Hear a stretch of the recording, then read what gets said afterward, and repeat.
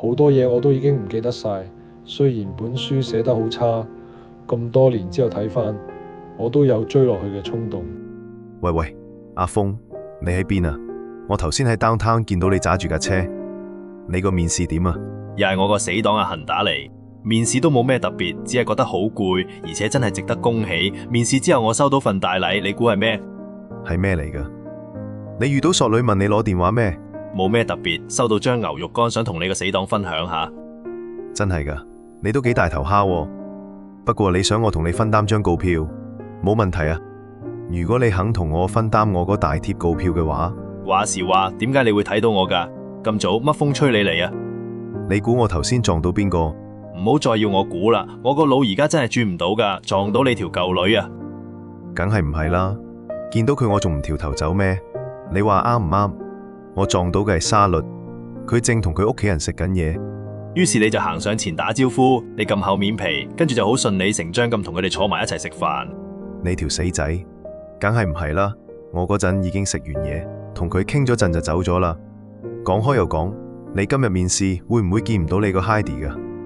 你咁大脾氣，關你咩事？我幾時有講過佢會報名？你係咪黐線？後日係你生日嘛，到時你就有機會見到 Heidi 啦，係咪啊？可能仲會撞到好多靚女㗎。係啊，所以咪唔想請你嚟分享咯。我會咁唔識做嚟騷擾你咩氣？阿芳，點啊？聽日我同你提早慶祝生日，好唔好？等我都請沙律過嚟。你嘅目的都係想借我約沙律啫嘛？咁你打電話俾佢啦，幫你慶祝生日。你竟然咁講，算啦，陣間再打俾你，聽日見啦。聽日見啦，再傾落去我怕會撞車啊。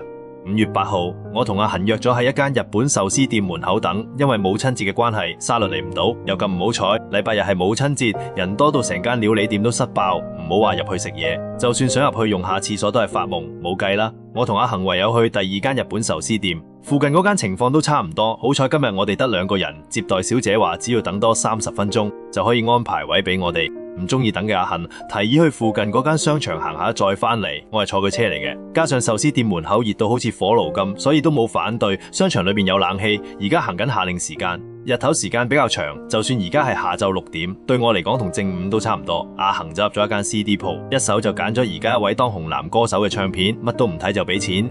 跟住佢擰轉頭，好得意咁問：喂，阿峰，今日係你生日喎，你唔係中意 CD 嘅咩？揀一隻當係你嘅生日禮物啦。唔使啦，今日只係我18歲嘅最後一日，聽日先係我生日。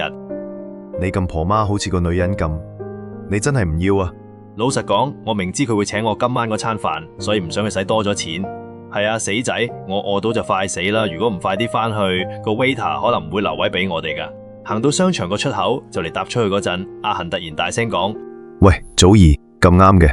我俾阿恒突然之間嗌一聲嚇親，跟住佢個眼光望過去，見到3個同我哋差唔多大嘅女仔。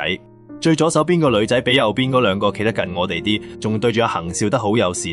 呢個女仔有塊圓碌碌嘅娃娃面，眉毛好淺，望到佢對眼，俾人一種好天真無邪嘅感覺。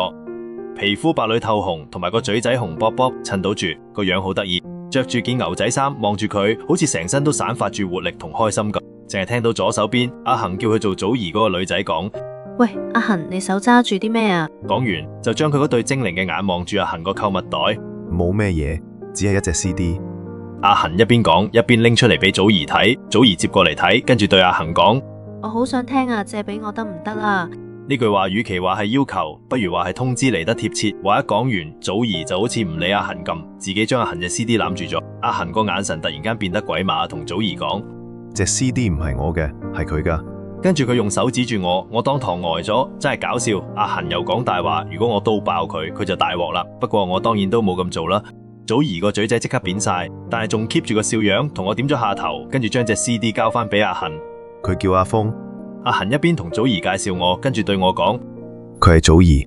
講嗰陣，阿恒笑到古古怪怪，我同祖兒各自講咗句你好同笑一笑，就跟住分開行。祖兒同佢班 friend 行入商場裏面，同我哋啱啱相反。11點幾，阿恒同我搞完兼參加埋我嘅生日預祝，翻到屋企之後，我沖完涼開電腦，聽到第4節完嗰陣時，每晚我都差唔多會用2個鐘頭喺 ICQ，我到今日仲記得自己個 ICQ 號碼。